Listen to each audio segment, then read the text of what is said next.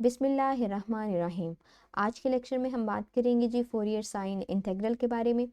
Basically आज हम करेंगे ये कि एक ऑड फंक्शन लेंगे और इसकी फोरियर साइन इंटीग्रल फाइंड करेंगे।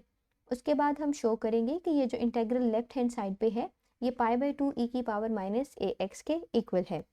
इससे प्रीवियस लेक्चर में हम फोरियर साइन इंटीग्रल के बारे में बात कर चुके हैं कि f(x) अगर एक ऑड फंक्शन हो तो उसकी फोरियर साइन इंटीग्रल इस तरह से लिखी जाती है। इसे यूं भी लिखा जाता है f(x) is equals to 0 to infinity sine of omega x। ये 2/π यहाँ से हटा दें, यहाँ पे लिखें so this is equals to b of omega D omega. बढ़ते हैं सोल्यूशन की तरफ। तो गिवन डाटा लिख लेते हैं सबसे पहले f(x) e की power -ax। This is a not function because x will always be greater than and equals to 0 and a is also greater than 0। अब हम ऑलरेडी फॉर्मूला लिख चुके हैं, दोबारा से यहाँ पे लिख लेंगे, नो डिफरेंस। अब चूंकि f(x) स्मॉल है तो हम यहाँ पे लेटर्स जो है चेंज कर लेते हैं, इट्स जस्ट नोटेशन, तो कोई फ़र्क नहीं पड़ेगा फॉर्मूला में। सिंपली स्मॉल था, स्मॉल लिख दिया। अगर f(x) इक्वल है जी e की पावर -ax तो f ऑफ u होगा जी e -au। सिंपली x की जगह पे u लिख दिया। सो यहाँ पे हम दोबारा से f(x) लिख लेते हैं और 0 to infinity sine of omega x bracket 0 to infinity f of u की जगह पे e -au and sine of omega u du bracket close और d ओमेगा। ठीक हो गया। अब ये वो इक्वेशन है जिसे सॉल्व करना है हमने, ताकि हम Fourier sine integral of f(x) find कर सकें। पहले इनडेफिनिट इंटीग्रल को सॉल्व कर लेंगे, फिर उसके ऊपर लिमिट्स अप्लाई कर लेंगे। ठीक हो गया। बाय पार्ट्स इस्तेमाल कर लेंगे, इसे फर्स्ट टर्म कह ले, इसे सेकंड टर्म कह ले। अब बाय पार्ट्स को एवेलुएट कर लेते हैं कि first term as it is integration of second term minus whole integration derivative of first term integration of second term bracket close and then du। Evaluation कर लेते हैं इंटीग्रल्स की। सो ये टर्म तो एज इट इज़ आ जाएगी, इसके साथ मल्टीप्लाई हो रही है, इंटीग्रेशन आ जाएगी e की power -au over -a minus again whole integration as it is रहेगी। साइन ऑफ ओमेगा u का डेरिवेटिव हो गया कॉस ऑफ ओमेगा u, फिर ओमेगा u का ओमेगा, फिर मल्टीप्लाई और इसकी इंटीग्रेशन e की power -au over -a bracket close du। इनको सिंप्लीफाई करके लिख लेते हैं। सिंपल ये करेंगे कि मल्टीप्लिकेशन कर देते हैं, ये माइनस यहाँ पे आ जाएगा, माइनस माइनस प्लस हो जाएगा और ओमेगा ओवर a इंटेग्रल से बाहर लिख लेंगे, इंटेग्रल के अंदर दोबारा आ जाएगा ओमेगा u e की पावर -au du। दोबारा से बाय पार्ट्स का फॉर्मूला इस्तेमाल करना पड़ेगा इस इंटेग्रल को सॉल्व करने के लिए, बिल्कुल उसी तरह से जैसे पहले किया है। ये टर्म एज इट इज़ लिख लेंगे, ओमेगा ओवर a। अब चूँकि जितने भी यहाँ पे टर्म्स आएंगी ओमेगा ओवर a उसके साथ मल्टीप्लाई हो रहा है, तो हम एक स्क्वायर ब्रैकेट यहाँ पर भी लगा लेंगे। अगेन टर्म्स को नाम दे लेते हैं, इसे 1 कह लें, इसे सेकेंड टर्म कह लें। ठीक हो गया। एवेलुएट कर लेते हैं। First term as it is integration of second term minus whole integration derivative of first term integration of second term और फिर ब्रैकेट क्लोज कर लेंगे, ये du इसका आएगा और फिर ये स्क्वायर ब्रैकेट क्लोज कर लेंगे।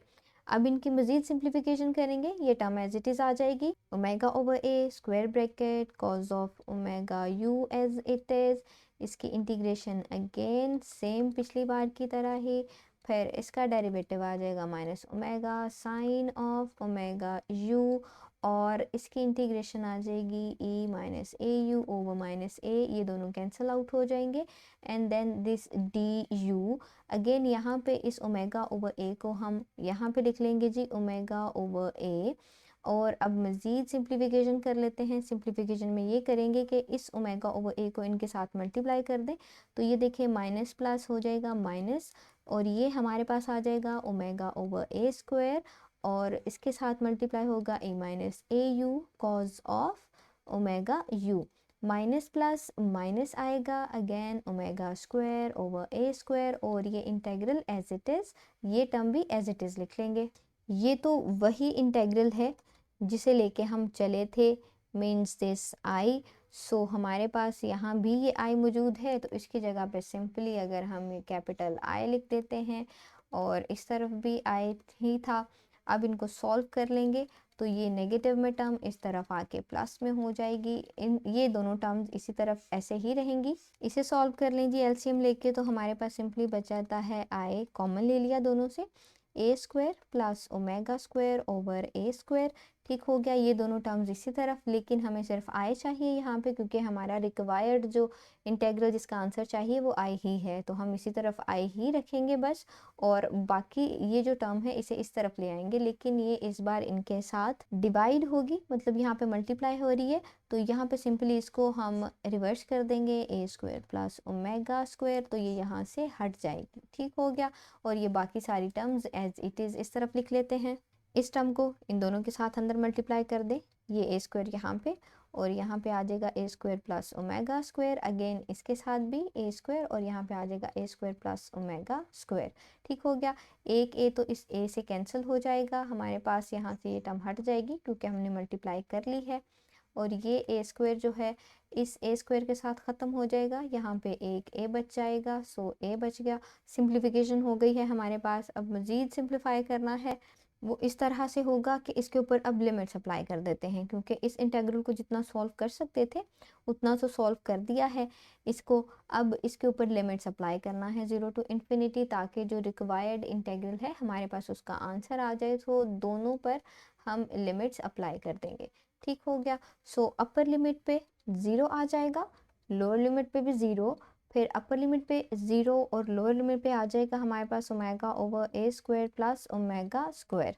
सिंप्लीफाई करके लिख लेंगे तो सिंपल आ जाएगा जी, ओमेगा ओवर ए स्क्वायर प्लस ओमेगा स्क्वायर, और ये इंटेग्रल आई के ऊपर हमने लिमिट्स अप्लाई कर दी हुई थी, तो मतलब ये हमारे पास आंसर आया है 0 to infinity e minus A U sine of omega U D U का आंसर।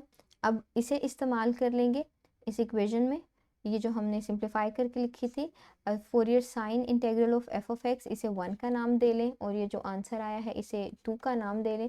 तो simply using equation number 2 in equation 1, left hand side पे आ जाएगा G F of X, right hand side पे बढ़ें तो ये होगा 2 ओवर पाई 0 टू इन्फिनिटी पे इंटेग्रल था, फिर साइन ऑफ ओमेगा एक्स, और यहाँ पे ब्रैकेट में ये इंटेग्रल था, इसका आंसर आ गया ओमेगा ओवर ए square plus omega square, bracket close, D omega single term है, मल्टीप्लिकेशन हो रही है, ब्रैकेट्स रिमूव कर देंगे।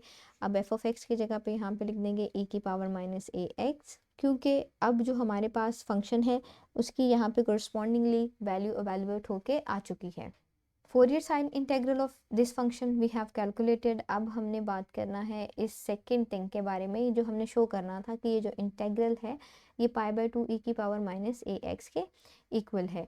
अगर आप गौर करें तो देखें, ये जो हमारे पास लिखा हुआ है इसको हम यूँ सिंप्लीफाई कर सकते हैं, 2 ओवर पाई ओमेगा ओवर ए स्क्वायर प्लस ओमेगा स्क्वायर और साइन ऑफ ओमेगा एक्स। तो यही जो हमने प्रूव करना है उस इंटेग्रल की लेफ्ट हैंड साइड है, और बाकी सारी टर्म्स जो हैं वो राइट हैंड साइड पर हैं। ये यहाँ पे मल्टीप्लाई हो रहा है तो इस तरफ आके ये π/2 हो जाएगा, तो सिंपली प्रूव हो गया ना। बस ये वहाँ पे लेफ्ट में है और ये राइट में है, तो आप भी चाहें तो आप इसे यूँ लिख सकते हैं, 0 to infinity omega sine of omega X over A square plus omega square और π/2 e की power minus A X. So दोनों चीज़ें प्रूफ हो गई। पहले हमने इसकी फोरियर साइन इंटीग्रल फाइंड करना थी, वो फाइंड कर ली, और उसके बाद इसको भी प्रूव कर दिया। नेक्स्ट लेक्चर में हम फोरियर कोसाइन इंटीग्रल कैलकुलेट करेंगे इवन फंक्शन की, तो आप उस लेक्चर को भी ज़रूर देखिए ताकि आपको बेहतर समझ आ सके फोरियर साइन इंटीग्रल की एंड फोरियर कोसाइन इंटीग्रल की।